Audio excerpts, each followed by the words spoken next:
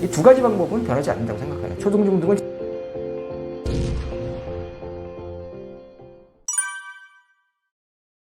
일단은 문해력과 그리고 수학은 뒤처지면 끝이에요. 수학은 복구가 안 되는 과목이에요. 중학교 3학년 때까지 수학은 펑펑 놀고 고등학교 올라가서 수학 공부해서 수학을 1등급 받는 경우는 있을 수가 없거든요. 그럴 뭐 타고난 머리가 있으면 가능하겠지만, 그러니까 수학은 뒤처지면 끝이라고 생각하시고, 수학에 대해서 진짜 생직사 필직생의 각오로 공부를 하시는 게 맞는데요.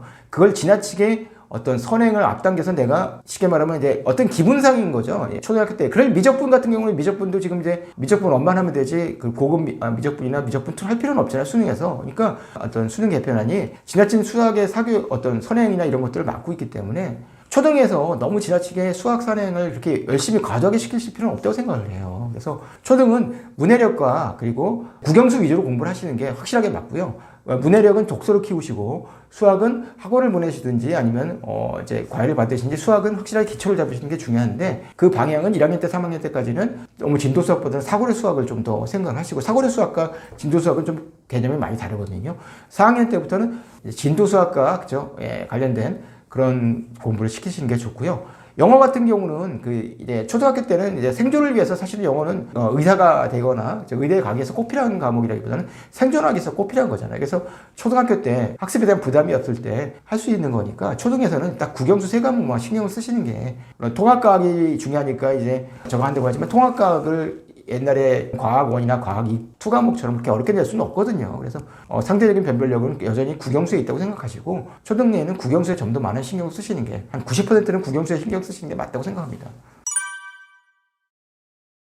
그게 뭐냐면요, 이게 사교육이라든지 이런 건 군비 경쟁 같은 거예요. 쉽게 말하면 사슴뿔이 커지는 이유가 결국에 뭐냐면, 사슴뿔이 결국에 상대가 키우니까 나도 커지는 거잖아요. 그러니까 그거랑 똑같은 거거든요. 남들이 안 하면 나도 안 하고, 남들이 하면 나도 하는 그러다 보니까 남들이 하니까 더 많이 하게 되고, 끝없는 군비 경쟁에 이러다 보니까, 그래서 사교육비도 이제 많이 들어가는 거고, 초등학교 때부터 또 선행을 받으려고 하거나 또 고급 사교육을 받으려면 더 많이 들어가는 거고, 이렇게 되는 건데, 거기에서 지금 현재 교육과정이 개편된 것은 저는 뭐 일장일단이 있지만, 일단 심화수학이 빠진 거라든지, 그리고 과학 1, 2 과목이 빠진 거는 일단 의대 교수들이나 공대 교수들이나 이과 교수들은 아주 싫어하는 거겠지만, 전체 사교육비나 그리고 융합적인 인재가 되기 위해서는 국어나 사회도 중요하잖아요. 그래서 그런 쪽으로 좀 분산을 시키면서 통합적 인간으로 성장시킬 수 있는 데는 좋은 어떤 기폭제가 될 수 있다고 생각하거든요. 그래서 방향성을 가지고 생각한다면 앞으로 결국에는 국어가 역시 좀 더 어려워지고, 올해도 국어가 표점에서 수학보다 더 높았잖아요. 그러니까 그걸 생각하시면 정말 문해력이 정말 중요하다는 거는 이제 위로 올라가실수록 느낄 거거든요. 그래서 초등학교 때 독서 습관을 들이면요, 자연스럽게 중고등학교 때 국어는 사교육 안 받고, 그러니까 책을 읽으면서 빨리 읽고 정확히 이해하는 능력을 길러서 자연스럽게 성적이 올라가는 것 같게 돼 있어요. 초등에서는 정말 책을 많이 읽히는 게 정말 중요합니다.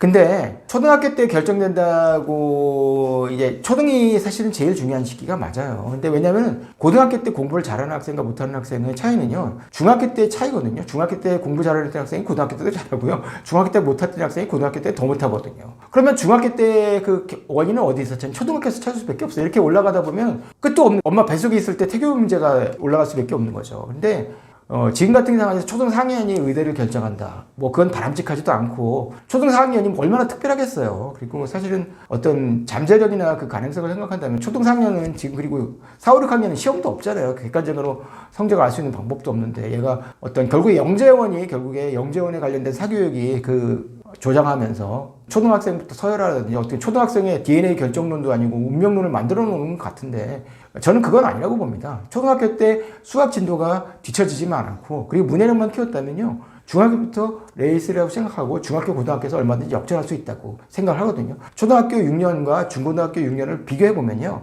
초등학교 6학년도 중요하겠지만 역시 그래도 중고등학교 6년이 더 중요하다고 생각을 해요.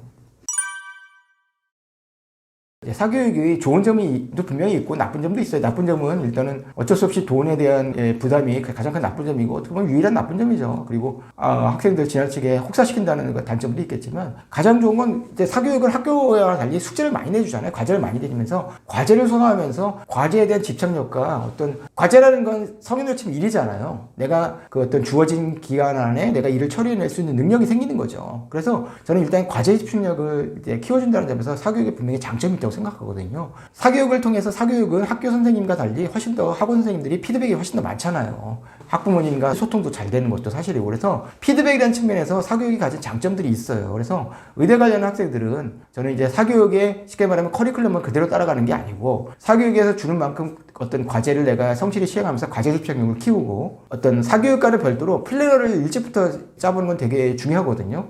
제가 이제 괜찮은 뉴스라는 신문에 글을 기고할 때 광민경 작가가 썼던 서울의대생의 노트 공부 관련된 책도 소개를 했는데, 보니까 그 학생은 확실하게 플래너가 그리고 스케줄러가 진짜 어떤 서울대 의대를 결정했던 결정타라고 해도 과언이 아니더라고요. 물론 그 학생이 서울의 유명한 학교에서 올 1.0을 받았다는 내신 등급도 결정적인 요인이겠지만, 여튼간 그런 어떤 플래너나 이런 것들을 통해서 자기주도성을 키우면서, 그러니까 자기주도성은 꼭 학원에서 키워지는 건 아니거든요. 과제 집중력이랑 피드백을 통해서 본인이 스스로 문제점을 발견해서 고쳐나가는 능력은 분명히 사교육의 도움을 받아가지고 키워질 수 있다고 생각을 해요. 거기에 자기주도성, 플래너나 스케줄러를 통해서, 그리고 공부법 책을 좀 많이 읽히시면 좋아요. 부모님도 읽으시고 공부법, 특히 의대생이 쓴 공부법 책을 보면서 자녀들한테도 한번 슬쩍 권해보세요. 똑똑한 아이들은 일찍부터 어떤 욕심이 생기면, 욕망이 생기면요, 그럼 동기부여가 되는 거거든요. 욕망이란 거를 그게 명예욕일 수도 있고 지식욕일 수도 있고 다양한 방법일 수도 있잖아요. 꼭 그게 돈에 대한 욕망만이 있는 것은 아니니까요. 키우시면서 그렇게 동기부여를 그렇게 좀 하면서 사교육도 그렇게 활용을 하시는, 사교육에 끌려다니시는 게 아니고 사교육을 활용하시는 방향으로 이용하시는 게 좋다고 생각합니다. 온라인은 사실 기본적으로 고등밖에 안 되잖아요. 중학교만 돼도 중학교 인강 사이트가 잘 되지는 않잖아요. 왜냐하면 초등학교, 중학교는 사실은 어느 이제 훈육이라는 것이 좀 필요하고, 이걸 감시라고 볼 수도 있겠지만, 그런 면에서 저는 어떻게 보면 사실은 의대를 가는 학생들이 사교육을 일찍 받고 오래 받잖아요. 그건 사실이니까 초등학교 때부터 타율이라고 할 수도 있어요. 일단 타율을 스스로 내재화시키면은요, 고등학교 때까지 필요한 어떤 학습 시간과 그런 학습에 쏟아부을 수 있는 에너지가 나온다는 얘기죠. 예, 그런 면에서 저는 그런 점을 좀 긍정적으로 활용을 하고, 그걸 바탕으로 성장할 수 있는 동력을 내부에서 만들어낼 수 있는 방법을 찾아야 한다고 생각합니다. 초중고가 다른데요. 고등은 뭐 아시겠지만 고등은 이제 무조건 선생님 보고 움직이는 거예요. 그래서 고등은 무조건 스타 강사라든지 아니면 내신 같은 경우는 그 학교의 내신 선생을 완전히 빠삭하게 잘 알고 있는 선생님, 이 두 가지를 선생님을 모시고 하시는 게 맞고요. 초등과 중등에서, 초등, 중등은 시스템인데 시스템을 보실 때는 원장님의 마인드를 보셔야 돼요. 제가 한 가지 팁을 드리자면요, 그 초등 원장님을 만나실 때 초등 원장님이 어떻게 트레이닝 시키는지, 그래서 초등이나 중등 학원에서 학부모님이 원장이신 곳도 있지만 강사 출신의 원장님들이 많잖아요. 그들이 어떻게 훈련되고 어떻게 학생들을 가르치고 학생들에게 책임을 어떻게, 그런 면에서는 공교육이 사교육을 따라오기가 너무 힘들잖아요. 그런 면에서 사교육이 가진 경쟁력도 분명히 있으니까 그런 것을 분명히 파악하시고 어떤 내부의 강사의 어떤 트레이닝 시스템을 갖추고 있는지를 파악을 하셔가지고, 초등, 중등은 그렇게 해서 강사들이 만들어지는 거고, 고등은 그렇게 만들어진 강사가 스스로 쉽게 말하면 유명세나 인지도나 그 학교의 어떤 완전한 시스템을 파악을 하고 있어서 저거 하는 거니까 강사를 믿고 가시는 거고, 이 두 가지 방법은 변하지 않는다고 생각해요. 초등, 중등은 시스템과 강사 트레이닝 어떤 방식, 그리고 고등은 선생님, 그리고 선생님이 꼭 수능이야, 그쵸, 학교별로 다른 시험이 아니니까 전국적으로 스타가 필요하지만 학교 내신이야 그 내신을 정말 잘 알고 있는 선생님들이 있거든요. 그분들을 찾으시는 게 중요하죠.